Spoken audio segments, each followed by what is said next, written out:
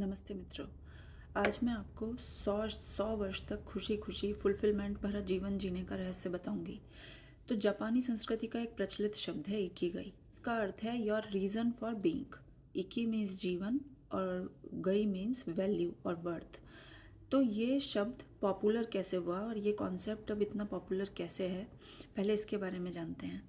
तो जो लेखक हैं जिनका नाम स्क्रीन पे आ रहा है, ये लेखक जापान को विज़िट कर रहे थे। और ये बात सबको पता ही है, अब आइलैंड के आसपास रहने वाले लोग बहुत लंबा और खुश जीवन व्यतीत करते हैं। वहाँ पर एवरेज एज 2020 में महिलाओं की एवरेज एज 88 वर्ष, लगभग 88 वर्ष, और पुरुषों की औसत आयु 80 से 81 वर्ष है। पर वहाँ पे अनेकों लोग हैं जो कि 100 वर्ष से अधिक आयु जीते हैं। लेखक हैं ये वहाँ के ओकिनावा के ओगिमी गांव में गए और उन्होंने लोगों का साक्षात्कार लिया और खुद से उनके जीवन शैली को विटनेस किया, खुद से देखा कि ये क्या कर रहे हैं ऐसा अलग और लोगों से। तो जब उन्होंने ऐसा किया तो उसकी समरी इस बुक में लिखी, इकिगाई नाम की। ये बुक जब बाज़ार में आई तो ये इंटरनेशनल बेस्ट सेलर साबित हुई। अब आज मैं वो आपके साथ शेयर करने वाली हूँ। अगर आपको वो टीचिंग्स पहले से ही पता है तब भी आप ये वीडियो देखिए, क्योंकि वो रिवीजन हो जाएगा आपका और आप उनमें से कुछ चीज़ें अपने लाइफ स्टाइल में इनकॉर्पोरेट कर सकते हैं। और अगर आपको नहीं पता है तब तो ये वीडियो ज़रूर देखिए, क्योंकि आपके लिए बहुत लाभकारी होगी। बहुत प्रसिद्ध बुक है ये। चलिए तो शुरू करते हैं। सबसे पहला जो रूल फॉलो करते हैं वो है सक्रिय बने रहना और कभी रिटायर ना होना। सो दोस्तों, जैसे हमारे यहाँ रिटायर होने के लिए हिंदी शब्द है सेवानिवृत्ति। जापानीज कल्चर में रिटायर होने के लिए कोई शब्द ही नहीं, उनके यहाँ रिटायरमेंट का कॉन्सेप्ट ही नहीं है। तो आपने ये बात हम महसूस भी की होगी कि जब हम कुछ काम कर रहे हैं बाहर जाकर, तो हम उसके लिए रोज़ सुबह रेडी होते हैं, अपने आप की ग्रूमिंग करते हैं। लेडीज़ हैं तो नेल पेंट लगाती हैं, बाल धोती, तरह तरह की परफ्यूम भी छिड़कते हैं। और वो सब चीज़ें क्या करती हैं, वो सब चीज़ें हमें ग्रूम करती हैं, प्लस हमें हैप्पी बनाती हैं अंदर से। हम खुश हो रहे होते हैं, हमें कोई एक्साइटमेंट होता है कि हम बाहर जाएंगे, अब हम ये करेंगे, उस फ्रेंड से मिलेंगे, ये बात होगी। तो ये एक सेंस ऑफ पर्पस भी दिए रखता है। इससे खुशी बनी रहती है, लॉन्जेटिविटी बढ़ती है। तो अब नंबर 2 पॉइंट आता है दोस्तों, जो प्रमुख रूल है, take it slow, walk slowly and you will go far. तो जब हम आपाधापी नहीं करते, कोई भगदड़ नहीं मचाते, बल्कि धीरे धीरे प्रिसीजन के साथ, बारीकी के साथ अपने किसी भी काम में लगे रहते हैं, तो बड़ा ही उस मोमेंट में फ्लो फील होता है। आजकल वो चीज़ हम मिस करते हैं, क्योंकि हम ज़्यादातर सोशल मीडिया वगैरह पे लगे रहते हैं। और मल्टीटास्किंग हमारी खुशी के लिए बिल्कुल अच्छी नहीं है। जब हम एक बार में एक चीज़ करते हैं तो हमें खुशी फील होती है, एक स्टेट ऑफ फ्लो प्राप्त होता है, जिससे हैप्पीनेस बढ़ती है। तीसरा पॉइंट आता है डोंट फिल योर स्टमक, कि भर पेट खाना मत खाइए, बल्कि अपने आप को थोड़ा भूखा रखिए। तो जापानीज़ कल्चर में जो बर्तन होते हैं वो भी काफ़ी छोटे हैं। तो वो बर्तन छोटे होने से उनकी कैटली का साइज़, उनकी कटोरियाँ, प्लेट्स वगैरह भी अब जापानीज़ क्यूजिन में काफ़ी छोटी होती हैं। तो अपने आप ही पोर्शन कंट्रोल हो जाता है। शायद मुझे ये रीज़न भी लगता है कि वो चॉपस्टिक से खाते हैं, तो चम्मच से जितना खाया जाता है चॉपस्टिक से शायद उतना खाया नहीं जाता। इसके अलावा जो उनकी डाइट है वो वैसे भी बहुत हेल्दी है, जैसे कि वो सी फूड कंज्यूम करते हैं, वो बहुत ज़्यादा सब्जियां खाते हैं, ऑर्गेनिक सब्जियां और फल खाते हैं। और शिकुवासा नाम का एक लोकल फ्रूट है वहाँ, जो कि बहुत ज़्यादा हेल्दी है, बहुत ज़्यादा अच्छे न्यूट्रिएंट्स हैं उसमें, एंटीऑक्सीडेंट से भरा हुआ है। तो इसी तरह हमें भी अपनी लोकल फ्रूट और सब्जियां खानी चाहिए, वो हमेशा ज़्यादा अच्छी होती है। अगला पॉइंट आता है दोस्तों, surround your self with good friends. तो अगर हमें भी लॉन्जेटिविटी और खुशी का जीवन चाहिए तो एक एक्टिव सोशल लाइफ स्टाइल रखनी बहुत ज़्यादा ज़रूरी है। कुछ ऐसे लोग जो कि आत्मीय हैं, जो आप में कन्फाइन करते हैं और आप उनमें करते हैं। ऐसे कुछ लोग जब आपके पास होते हैं तो आप हमेशा डी स्ट्रेस फील करते हैं। कठिन रास्ते भी आसान हो जाते हैं जब हम सफ़र होते हैं तो इसलिए जो ये इकिगाई का पालन करने वाले लोग हैं, ये लोग भी साथ अपने फ्रेंड्स के साथ मिलकर गेम्स खेलते हैं, कैरियोके पे म्यूज़िक बनाते हैं, गाना गाते हैं, डांस करते हैं और छोटे छोटे मोमेंट्स को सेलिब्रेट करते हैं, जिससे कि इनको एक सेंस ऑफ पर्पस मिला रहता है और ये खुश रहते हैं। Get in shape for your birthday.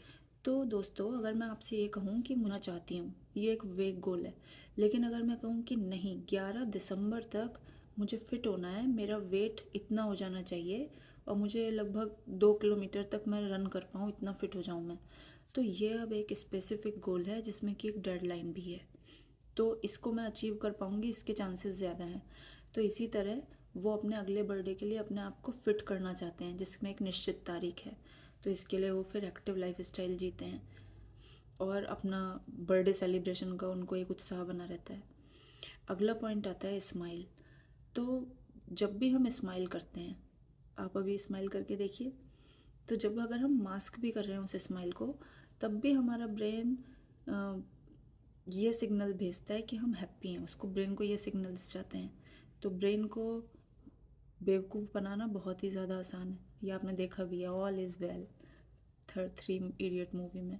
तो जब हम ऐसे सोचते हैं तो सच में ऑल इज़ वेल हो जाता है। स्माइल करना वैसे भी वेलकमिंग होता है कि लोग हमसे आएँ और बात कर सकें। हम ज़्यादा ओपन फील करते हैं, अपने आप में खुश रहते हैं। ये चीज़ भी लॉन्जेटिविटी बढ़ाती है। गई लाइफस्टाइल मानने वाले लोग प्रकृति के साथ बहुत अधिक टाइम स्पेंड करते हैं। तो जब राइटर ने उनका साक्षात्कार लिया, जब तो उनमें से 100% लोगों के घर में किचन गार्डन था। वो अपनी वेजिटेबल गार्डन में अपनी सब्जियां खुद उगाते हैं। तो अब आप खुद ही सोच के देखिए कि इसके कितने फ़ायदे हैं। सबसे पहली बात कि वो ऑर्गेनिक फूड खा रहे हैं, जिसमें पेस्टिसाइड नहीं है, चीज़ नहीं है। उसके बाद नंबर 2 कि उन्हें सनलाइट मिल रही है। तीसरी चीज़ कि वो ज़्यादा ऑक्सीजन इनहेल कर रहे हैं। सुबह शाम चिड़ियाओं की आवाज़, ठंडी हवा महसूस करना, ये सब भी बहुत डी स्ट्रेसिंग है। तो नेचर के साथ टाइम व्यतीत करने से भी खुशी और लॉन्जेटिविटी दोनों बढ़ती है। 8वां प्रमुख पॉइंट है गिव थैंक्स। ये नेचर को, मदर नेचर को और अपने एंसेस्टर्स को, उनके प्रति थैंकफुल होते हैं, उसके लिए कुछ रिचुअल्स फॉलो करते हैं और उनको थैंक्स देते हैं। तो जब भी हम ग्रैटिट्यूड फील करते हैं तो ये ब्रह्मांड का रूल है, यूनिवर्स का, कि वो हमें और भी ज़्यादा अबंडेंस में वो चीज़ देने लगता है, उसकी प्रचुरता और भी बढ़ जाती है। तो इसलिए be thankful always, live in the moment. So दोस्तों, हम सभी जानते हैं कि लाइफ कितनी अनिश्चित है। जीवन, मृत्यु, दुख, खुशियाँ लगी हुई हैं। सिर्फ एक चीज़ निश्चित है, वो है ये पल। सिर्फ ये वर्तमान पल अगर हम अच्छी तरह जी रहे हैं तो वो ही हमारी क्वालिटी ऑफ लाइफ को इम्प्रूव कर सकता है, और ऐसा ही वो करते हैं। वह प्रमुख पॉइंट है कि अगर आपको अपनी इकिगाई पता है तो उसे फॉलो कीजिए, और अगर अभी तक आपको अपनी इकिगाई के बारे में नहीं पता है तो उसके बारे में पता कीजिए। अब आप उसके बारे में पता कैसे करेंगे? उसके लिए ये फिगर देखिए।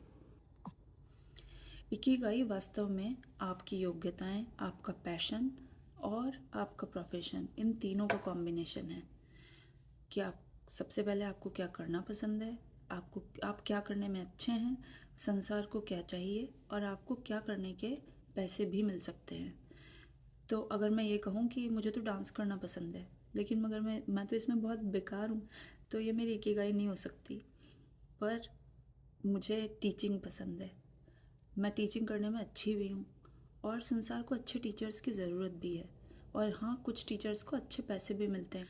तो ये एक इकिगाई हो सकती है। तो इस प्रिंसिपल को फॉलो करते हुए आप अपना इकिगाई को पता कर सकते हैं, अगर आपको नहीं अभी तक पता है तो। और अगर आपको पता है तो उसको फॉलो कीजिए, खुशी खुशी रहिए, लंबा जीवन जिए आप, ऐसी मेरी प्रार्थना ईश्वर से। तो ये हमने अभी इकिगाई बुक की पूरी समरी जान ली है। अब अगर आपको इस टाइप का कंटेंट देखना पसंद है मित्रों, तो आप इस चैनल को लाइक, शेयर और सब्सक्राइब कीजिए, और मैं आपसे मिलती हूँ अगले वीडियो में। तब तक के लिए नमस्कार।